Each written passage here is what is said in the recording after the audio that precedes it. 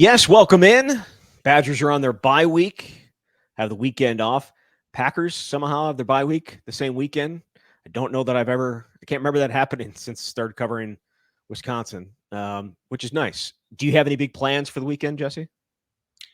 I don't know that there are any big plans in the works, no, but not covering any football, so that's part of the plan.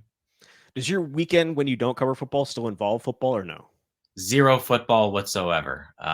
Is that by choice or is that by circumstance? Probably by circumstance. When you've got a 4-year-old, there's not much time to just sit and watch a game, I suppose, but I'm cool. All right. Well, I'll watch enough football for both of us, Thank you. as I normally do on the weekends.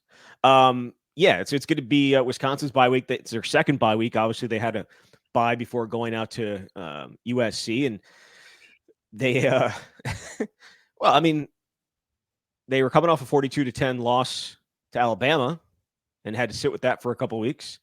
Now they have to sit with a 42-10 loss to Iowa. I feel that loss, as Luke Fickell said, a little bit different loss than the Alabama game. But so we don't have a game to talk about. However, it allows us the opportunity to talk about some different stuff. We're going to first. HomeField Apparel is the official apparel sponsor of the camp. They have amazing vintage college gear, the best you can possibly find, and a ton of new Wisconsin stuff. But even if like your son, or daughter or a relative loves a different team, they have almost every single possible college team you can think of, and vintage gear for all of them. A lot of very, very cool stuff. So check it out at homefieldapparel.com. Use the promo code Bucky24 for 15% off your first purchase. All right. So as I said, there's a number of things we could talk about. We're going to get to overreaction or no. That features a lot of questions that we didn't get to earlier this week off the game, even though they're kind of more big picture questions, and we're going to get to that. But you did a story for Thursday morning analyzing Wisconsin's roster and its makeup, because it has changed. And as you illustrated in that story, and as you clearly in the headline of the story, that the in-state, and I know you don't write the headlines, but I know the in-state recruiting or the in-state numbers are the lowest they've ever been. And so I wanted to jump into this with you as we look at what this roster has become under Luke Fickell and his staff. I think that it was certainly a talking point when he got hired that you don't have any Wisconsin guys any Wisconsin guys as part of your coaching staff, like on-field coaching staff. There's guys behind the scenes, and certainly Casey Rowlock, as big of a part of it as he is in the recruiting. There is some to that, but there was some worrisome things for fans out there that they miss on so many of these big time in-state recruits, which I think probably leads into those numbers being down. But for you, when you did this, what was the goal and what did you find out? The initial goal was just, what does the roster look like over time? Because online you can see Wisconsin's rosters dating to the 2010 season. So I just went through them since it was a bye week and went state by state. Where are these guys from? What's the story? What does it look like now compared to then? I didn't go in with the intention of what are the in-state numbers now compared to then and how drastically different are they, but that was my biggest takeaway. And there are a variety of factors for it. I started the story juxtaposing where Gary Anderson was in his second season and where Luke Fickell is now in his second season, because you remember even in year 2 under Gary, it was, oh, look, they're doing some different things with recruiting. What does that mean for in-state? And what's so fascinating is to go back now and look at that roster and that 2014 team and see that it was really built around Wisconsin players. There were 58 players from the state of Wisconsin on that roster. 30 of those guys were on scholarship. 28 of them were walk-ons. And you look now, there's 37 players from the state of Wisconsin. It's the lowest mark in any of those 15 seasons. 16 are on scholarship. 21 are walk-ons. And I didn't write it in the approach of, I'm going to blame Luke Fickell for this. I think it's a lot of factors. And I can't overstate what the transfer portal has done to this process and what the scholarship cap is going to do next year moving forward, because now it's set up so you have 85 scholarship players. You'd have 120 guys on a roster, even more, I suppose, if you wanted to, and they fill it out with walk-ons, usually from the state. And moving forward, there's going to be 105 scholarship players, but that's the roster cap. So I think that's clearly going to significantly impact whatever walk-on approach Wisconsin's going to have. But at the height of the in-state guys, actually was Gary's first season. They had 60 Wisconsin players. But you look at the roster now, Zach, and I mean, this is probably pretty obvious. They are a transfer portal team, whether Luke Fickell wants to be or not. There are 28 players on this current roster that have arrived at Wisconsin via the transfer portal. 25 of those players have come since Luke Fickell arrived. Only one of those guys is from the state, Joey Okla, who's a walk-on, who started his career at Illinois. And when that happens, the distribution by state is going to drastically change. And so you add on top of that like 9 in-state players, whether walk-ons or scholarship guys over the last 2 years, have transferred out.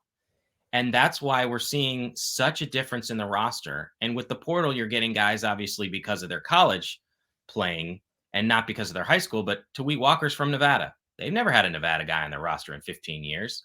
Obviously, Tackett Curtis is from Louisiana, and they recruited him out of high school. But that's the first Louisiana guy they've had. So as a result, there are 28 states represented on the roster this year, which is the most during that 15-year stretch. So those are a few of the takeaways, and I just think it's so fascinating because it's much different from the way Wisconsin built its roster over time for decades. It's funny, not haha funny, but if it's funny that there's a downtick or downturn in terms of the number of kids. But then you go and look at some of the recruits that have left the state. And this is a conversation we had a ton last year. Like, all right, well, you're not getting the top state guys, but you went out and got a whole bunch of really good players from other states to come in. And I think that is certainly part of it. But you think about all the top level talent that has left the state. They've done a good job bringing in out of state talent, but that's where I think some of those numbers kind of why the way they are the way they are. It's not that they're not recruiting those guys, right? Like they are, not all the time, but a lot of these guys they are recruiting, and they're either not getting them or not offering them. In the case of a couple of the Catholic Memorial guys that ended up going to Penn State, but I think that is certainly a part of it. Would you agree or no? I would. I think it's important to state, and Luke has said this on multiple times, it's not like they're giving up on in-state recruiting. They're still making that a significant part of the process. And you can look at the 2025 class. Obviously, those guys haven't signed yet, but they have 6 committed players from the state. 5 of them are going to come in on scholarship right away. Eric Schmidt, the kicker, will be at some point. But go ahead. And that's the most of any state in this class right now. Yeah. So they're still making that effort, but if you're looking back, certainly 2022, they didn't get 3 of the top 4. That was a very big talking point for quite some time. In 2023, they're just at the mercy in some years of the lack of high-level talent. Nate White was the only guy they offered, and he ended up signing with the Badgers. So when you're used to having 8 guys in a given year and all of a sudden you have 1, well, that's going to drastically alter what the roster looks like. And we saw, obviously, in the class where there were a couple guys they didn't offer, a couple they didn't get. So technically, if you look at the 24/7 Sports composite, they didn't get any of the top 4 guys. They still got some others. And even in 2025, I mentioned they have 6, but they don't have 3 of the top 4, at least according to the high school recruiting rankings. So all of that stuff matters. And again, you've got in-state players leaving. And they may not necessarily have been starters other than Shimray DK, but Miles Burkett, Julius Davis, these guys were highly rated players, at least from the state. And Trey Wettig, certainly, and I mentioned him as well. So it's a variety of factors, but it's really fascinating. And I do think there's something to be said for having all those Wisconsin guys over the years. You can win with a variety of approaches. I think most fans would agree. Just go and get the best players that will help Wisconsin win. But obviously, you had all those walk-ons, and there was a level of loyalty that existed because you really loved this place, and the transfer portal didn't exist. That is just not the case anymore. And that's really nobody's fault. It's just where we are in college football. But as a result, the roster is just way different from what we've seen over decades. How many of the guys that are from in-state are impact players right now, would you say? Right? You've got Jack Nelson. You've got Joe Brunner. Riley Nowakowski, Mm-hmm. Hunter Hunter Wohler. Wohler, Ben Barton. Yeah, I would put him in there. He's listed as a starter. Okay, I'm done. It's Do not you a have any huge more? number. Do you have No. any more? I don't. Yeah, it's not a huge number. That's tough. Mm-hmm. So when you don't, again, they've done a good job of bringing in, out of state talent to replace the in-state talent they have not been able to get. But it obviously leads to these numbers, right? Like I think that's a part of it for sure. And also when the walk-on thing goes away, and I know Luke Fickell said we'll have a plan for that. I think we've heard that from him on a number of different occasions, not just about the walk-ons, but other things. We'll have a plan for that. We're planning for that. We have, there's something going to be taken care of for that. But the fact is, like, a lot of the guys that ended up being such huge impact players for Wisconsin, not just the last 10 years, the last 30 years, a lot of them came in as walk-ons, and you now wonder, do they come in on scholarship or do they go somewhere else?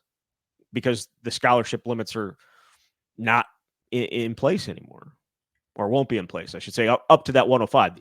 Every school is going to have 20 extra scholarships to run with, and not every school is actually going to get to 105. Like I firmly believe that there's going to be a lot of schools in Division I that are not getting to that, because that's a lot. That's a lot to add money wise to that thing, but they have the opportunity, and so it's back to 105, which is what it was before it went to the 85, or it was unlimited. Excuse me, it was unlimited before it went down to that 85. It allowed so many teams to stack talent. I don't know that teams are going to be able to do that because of transfer portal and all that good stuff. But this is a much different environment that they're putting a roster together than they were in the past, for sure. I feel like Wisconsin is up against it in a variety of ways. And this is one of those things because, as we've said, and certainly people listening are well aware of, that Wisconsin was able to develop talent over time, and you could get those walk-ons and they'd be willing to come and forego however much scholarship money they were going to get from an FCS school or lower level team. And I just don't know that that's going to be the case. And I don't know what kind of flexibility Wisconsin is going to have. Assuming they want to fill out their 105, do they look at it and say, well, we're going to offer scholarships to scholarship level players, or we still want to bring in these so-called walk-ons, but bring them on scholarship, essentially what you would consider in the past as a preferred walk-on. It's just that they're getting their school paid for right away because we believe in how much the history matters, which is something Luke said when he was asked that question in the preseason.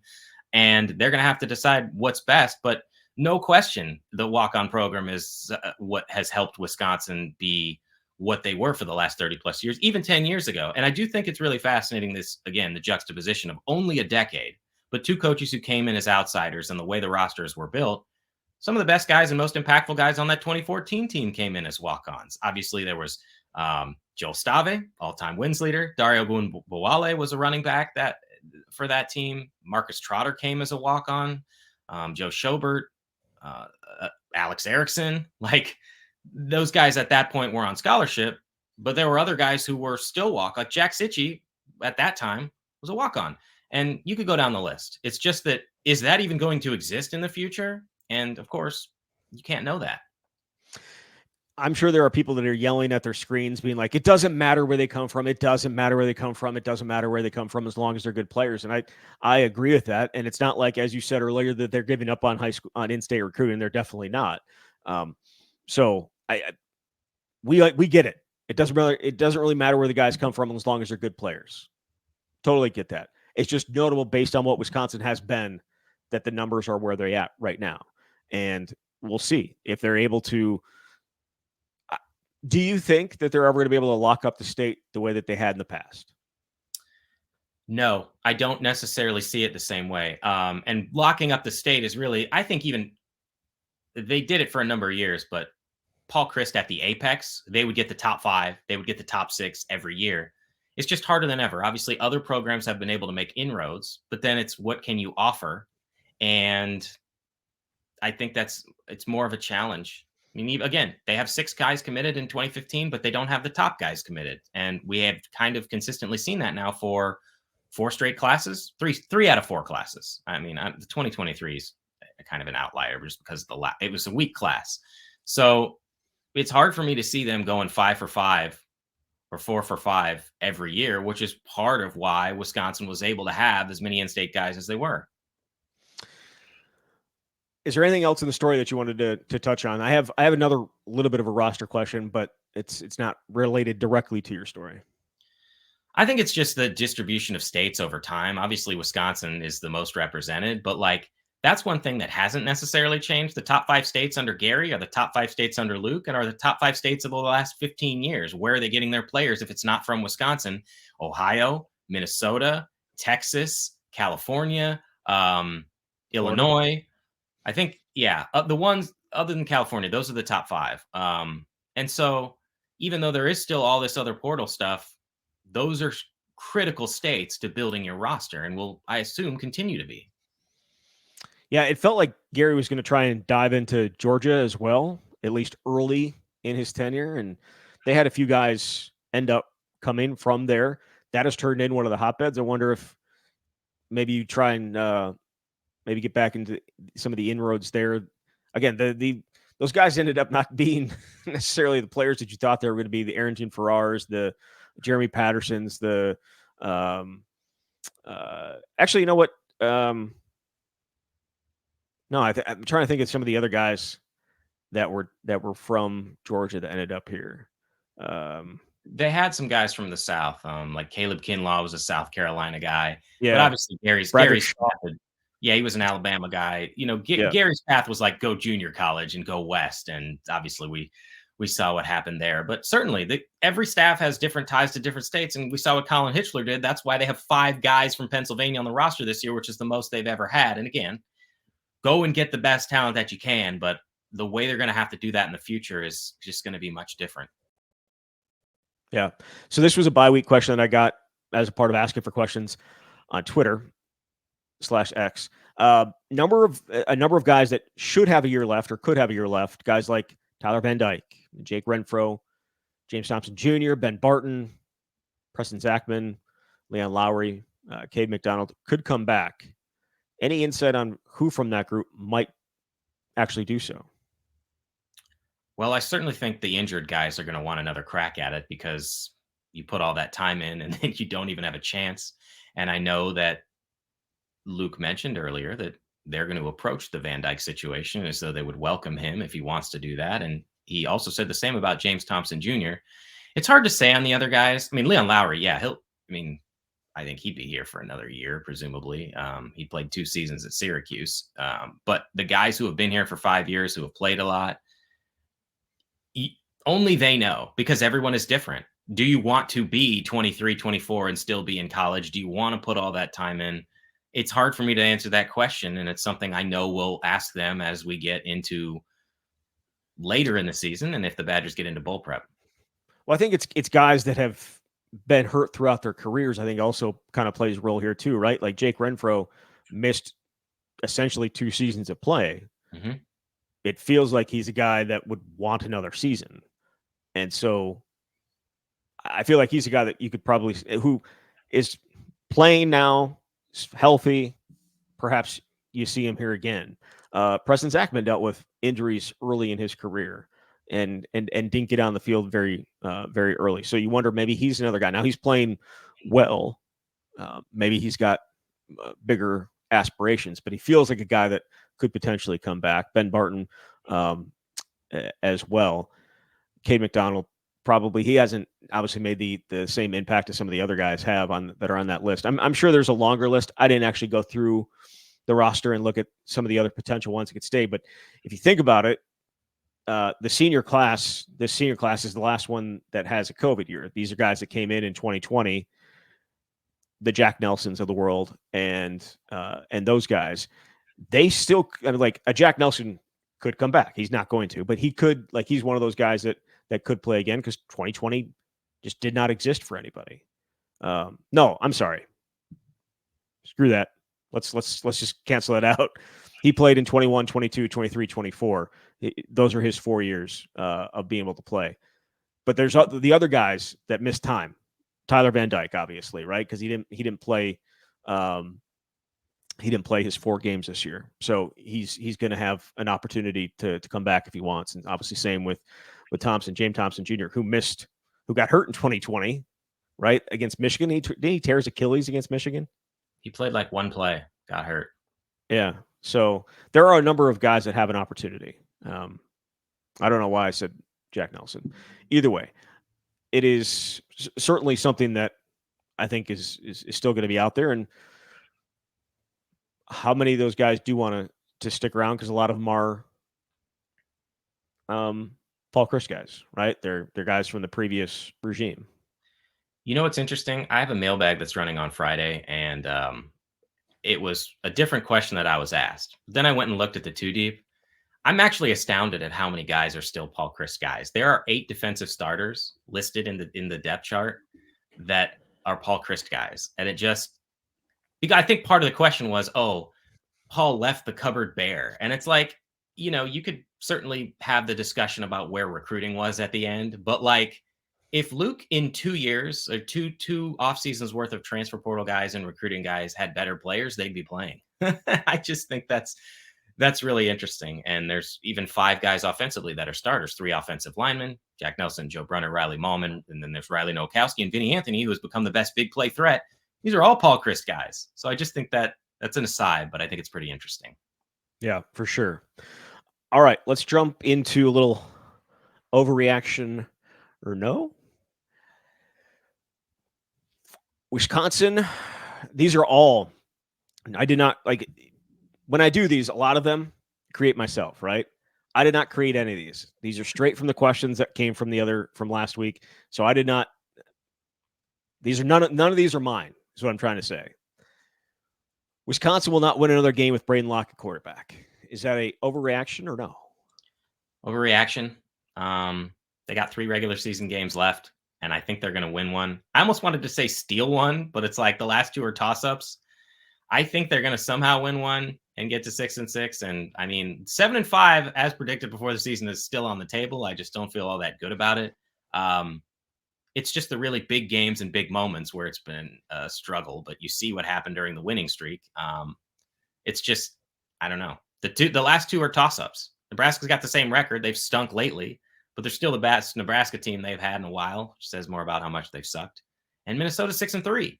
So, but I'm not going to say they're going to go, what would that be? 0-5 to close the regular season. I think they'll get at least one. So, I mean, that kind of goes into this other question: is Wisconsin's bowl streak will end with a loss to Minnesota, meaning they lose the next 2 and then they lose to Minnesota at home on Black Friday. They might go anyway, depending on how many teams are available. The academic progress rate, like Minnesota did a year ago. Actually, so Scott Docterman at The Athletic did Big Ten bowl projections. Do you know where he had Wisconsin? Detroit.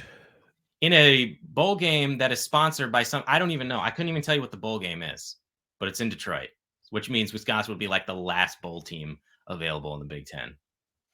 December 26th, by the way. So Merry Christmas, everybody. Can you imagine spending Christmas in Detroit? I mean, I can imagine it, actually. I mean, because it feels like reality this year. But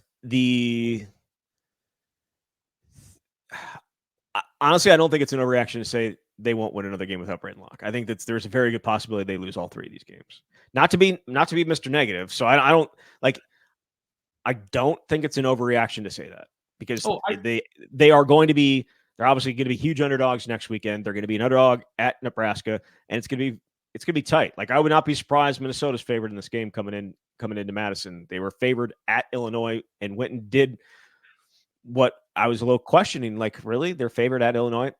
They're going to be favored at Wisconsin probably too. So Wisconsin's going to be an underdog in all 3 of these games. I don't think it's that big of an overreaction to say they're not going to win another game with Braedyn Locke as quarterback, because I also think Braedyn Locke's going to be quarterback next year. So this is his, and maybe in the bowl game when they get to play a MAC team in Detroit, maybe that's the game that they win. But I don't like. That's why I don't think it's over. I mean, it's a very hard line question, right? It's like either they are or they're not. I don't think it's an overreaction. But again, sorry, go ahead. You know me, I love to pick a side, and because I have to pick a side, it's quite possible they lose the rest of the games. I just think they're going to figure out a way to win one. which is really not saying all that much. What's so fascinating is they're going to be in the exact same situation they were a year ago. Assuming they lose to Oregon, is they're going to be 5-5 with 2 games left against Nebraska and Minnesota. Can you show you're made of something? But even then, I don't really know that it says anything about the future, because last year didn't, and you're going to lose so many players and have a new roster next year. So it's just, even if they were to win the last couple, it'd be hard to feel good about where the direction is headed, because it's going to be so different. I just see that game against Minnesota and Darius Taylor just running and running and running and running and running. You know what I mean? Like, yeah, because he didn't get to play last year. He was not available for that game.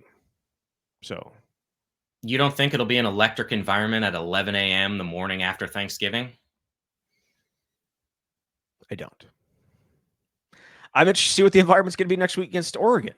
You know what I mean? Like, I think it's the number one team. I get it. It's a night game, but it's hard to talk yourself into that, like you were talking yourself into it with Penn State, because you had the 3 games that you had won in a row. You had shown some improvement on offense. Penn State had some issues with teams. Obviously, they had not necessarily blown everybody out of the water. Oregon's, at least since the beginning of the first couple of weeks, has not had any outside of the Ohio State game, which was a fantastic game, but they've handled everybody else. So, I mean, it's hard to even talk yourself into that one being close, right? But it does feel like, I would not be surprised if Wisconsin kept the game close in the first half, and then what we've seen happen against good competition, the second half they fall off the face of the earth, right? I mean, the USC game, the Alabama game, last 2 minutes, right? They were ready to go in there 14-3, could have been 14-6. Instead, they missed the field goal and it's 21-3. So we'll talk about the game next week. There's just no way that I don't think there's anybody that could talk themselves into like winning that game, right? Much less keeping it close or I should say, I don't know how people can talk themselves into keeping it close to the entirety, much less win it, but I'm sure there's somebody out there. You know what's so interesting is, it's weird because coming into the season, I mean, I had Wisconsin at 5-4 with 4 losses to these teams, but there's a difference between the way they've played and the second halves of the 4 losses. My math isn't great. I think they've been outscored 98-17. It's absurd. So it's like, what reason do you have for belief in this one? You shouldn't, and I don't.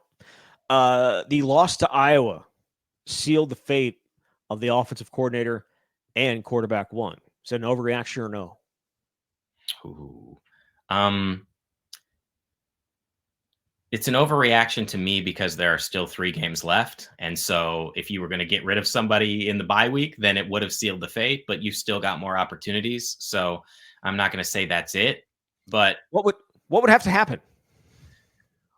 I mean, I guess I'm answering that question more from the standpoint of the offensive coordinator as opposed to the quarterback. I don't think they can move forward with Braedyn Locke as your starter next season, and that's why they've gone to the transfer portal the last 2 seasons and had somebody else as the starter. But the offensive coordinator situation, I think, is at least a little bit more complicated, and maybe they put some things together here late in the regular season. I also know I think he's got a 3-year contract and he gets paid $1.25 million. And you wonder how much that may factor into it. But I just, pennies.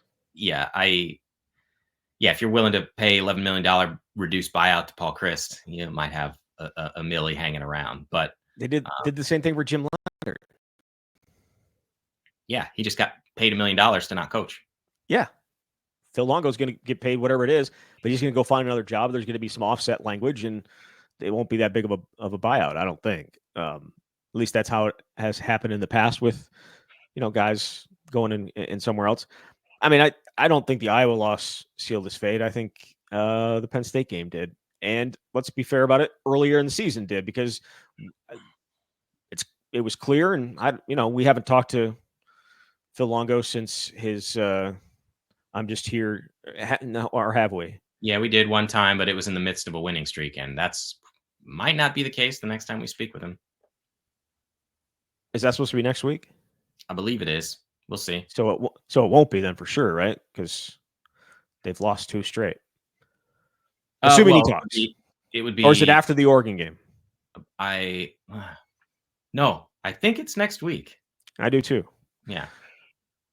So no winning streak. We'll see. We'll see how he's feeling. We'll see how where he's at. But yeah, I mean, I think I just an opinion that he won't be back. That's just an opinion. There's no fact behind that. I just don't. And it's not like going out on a very thin limb either, right? Like there's the way things have played out. There hasn't been the necessary improvement over last year, even if you take into account those 3 games that they won, right? Like but it does mess some things up. Like, what does your quarterback room look like if Phil Longo's not there? Because if you fire Phil Longo, and you would not be waiting until after the bowl game to let Phil Longo go. There were just because the transfer portal's open, and so you would have to make a move. Very similar, guys left last year, right before the bowl game. I think that would be another situation where you leave, but you have to be able to have the guy that you want to come in. And what's the chances that the guy that you want to come in is coaching for a team right now that would be in the playoff? Like there's 12 playoff teams, and it's possible that there's either an OC or a young up and comer that has a lot of people talking, and he could still be in the playoff until late January or late December. That's tough. Like because then your whole room's messed up, and you don't know because when the portal opens, yeah, it's tough. Tough situation.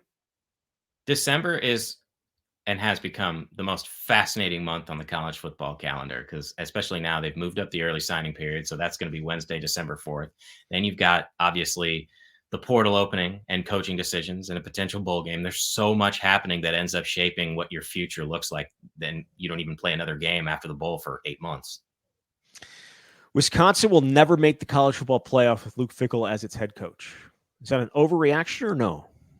It's an overreaction right now. It's an overreaction. I can't get that far in year 2, 22 games in, but I will say the path forward, it's like, I keep coming back to this, but we knew coming into year 2 that the schedule was going to be a significant problem, and it has proven to be, and it's going to be harder next year. And I don't want to, make the same talking point for the next 8 months, but it's just reality. It's absurd who they have to play.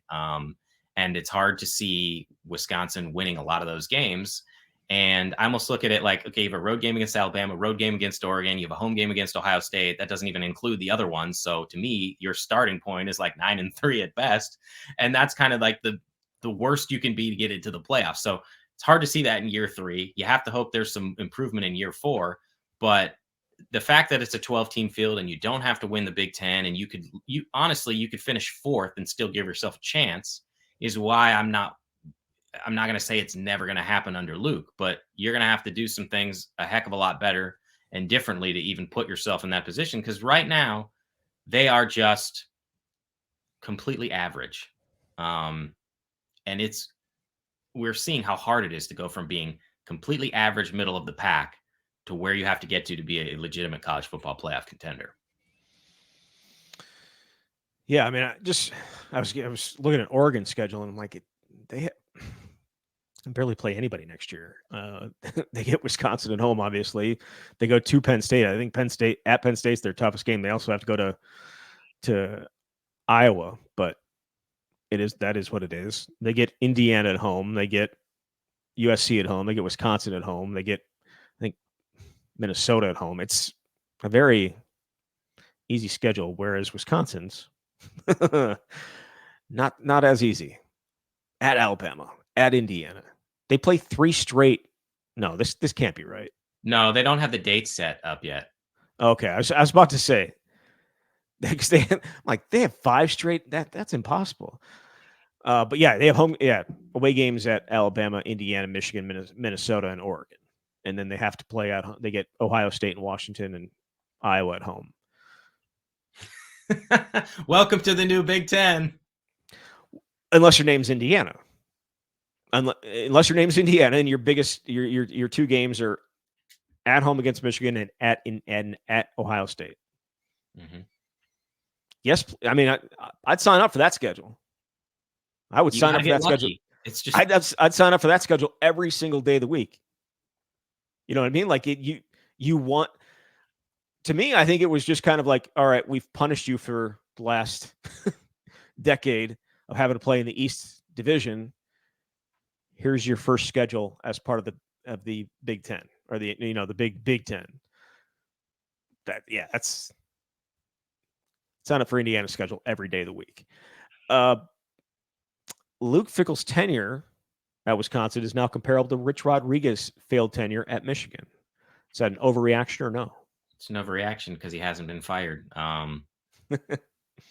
Obviously, there's not a lot of confidence that's been inspired here through 22 games. And what's interesting too is the record's pretty similar to Paul Chryst' last 2.5 years. I believe in those 22 games, Luke is 12-10 and 8-7 in Big Ten play, and Paul from 2020 on to the end was 15-10 overall and 9-8 in Big Ten play. But also that was the starting point. That Wisconsin had regressed, and it's just taken a long time. But I've started to see that comparison made a lot. And I understand it because the changes that have been made and the ways that Wisconsin is playing that kind of go against what we saw previously. But I can't make that declaration unless it completely doesn't work out and you get rid of him. And Wisconsin never got better than 7-5, 7-6. Yeah, I think it actually probably maybe is a better fit for Bill Callahan, but the difference is Bill Callahan at Nebraska, when they brought him in and replaced Frank Solich after only winning 10 games a year. And completely changed what Nebraska football had been, which again was going to change anyways, just because that's what teams are still running the triple option, the service academies, Army and Navy, because the service academies who are having big years to say the least, but that's because of a lack of athletes that you're able to get there. And Nebraska doesn't have that issue with the lack of athletes, but Bill Callahan was not a proven college head coach either. He was, head coach. I'm saying head coach. He very accomplished offensive line coach, but head coach not so much, because he was with the Raiders before that, was he not? I can't remember if that was before or after. I think that was before. After. I can't remember, man. Yeah. As I do this, come on now. Who wants the musician Bill Callahan as the first thing on Wiki? Yeah, he was. Excuse me. Yeah, he was the head coach for the Raiders for 2 seasons before he went to Nebraska. So, but he wasn't any good there. But he wasn't proven. Luke was proven at Cincinnati, where it also doesn't come off very well between him and Rich Rodriguez, other than the idea that he's changing what the program was, is Rich Rodriguez was at a power program. I mean, back then the Big East was still considered a power program, or a Power 5 or whatever it was, P6, whatever it was, and had finished in the top 10 multiple years. Like, it was very, very successful, and always had that one game where they would lose and then not. Like, if they had some inexplicable losses that kept them from winning a national title, or at least being in the conversation for it. But they had some really, really, really, really good teams. Luke Fickell had five, had one really, really good year. He had a couple. One really, really good year. The one that they went to the college football playoff. 2022 was fine. 2020, I think they had one loss. It was a COVID shortened year, and I mean they won 10 games multiple times. But yeah, you know what I'm saying? Anyway. In terms of really, really finish in the top 10 type of thing. Point is, overreaction on that one right now. All right. Last one. Overreaction or no? At least 5 commits from the 2025 recruiting class decommit before signing day. They've already had 2. I'm going to say overreaction. 5 is a lot, and signing day is in 4 weeks, less than 4 weeks. But it's possible there could be another. We'll see. I'm really interested to see the Carter Smith situation. I just am. He's supposed to come up for the Oregon game. Obviously, a top 15 4-star quarterback who came on the board because he decommitted. Michigan was pursuing somebody else. And it's very clear there's heavy interest between both sides. And you don't often see 2 scholarship quarterbacks in the same class, though it's certainly not unheard of. But, what does that say about how you feel about Landon Locke if you're not going to go with one quarterback? But we'll see what happens. Yeah, and of the 2 that have decommitted, one was obviously a guy that they wanted in Brendan Haynes, and then the other one was a little bit different, right? Yeah. So, yeah, I would like if that's the other thing with the Phil Longo thing is when you're recruiting a quarterback like they're trying to bring in here for the Oregon game, who's going to be the offensive coordinator next year, and what kind of impact does that have on a Carter Smith? I can't for his perspective, how could you commit to Wisconsin without knowing what that was going to be? Yeah, that is important. You know what I mean? Like, I don't know that with the uncertainty there, I don't know how you recruit him and how you go about convincing him to want to come to Wisconsin. Maybe it comes down to just how much money you're going to be giving him. I don't know, but because that's also where we are in this world. But if that's the case, I feel like a couple of the other schools that are after him have maybe a little bit more to offer in that respect. I just don't know how you. I think it's a tough thing to recruit right now with some of the uncertainty, and maybe again, this is all outside uncertainty. This is me saying this. There may not be any uncertainty inside the building. Phil Longo's a guy. This is what we're going to do, and this is all us just talking because that's what we do. But we'll see. We'll see. Wisconsin does not have a game this weekend. Obviously, we will no picks this week. We'll be back next week and do that and look ahead to the Oregon game as Wisconsin returns from its bye, hoping for a little bit better effort or a little bit better second half effort than the last time they came off a bye. Jesse, thank you very much. Have a good weekend off. Thanks, Zach. You too. All right, there he is, Jesse Temple from The Athletic. You've been listening to The Camp.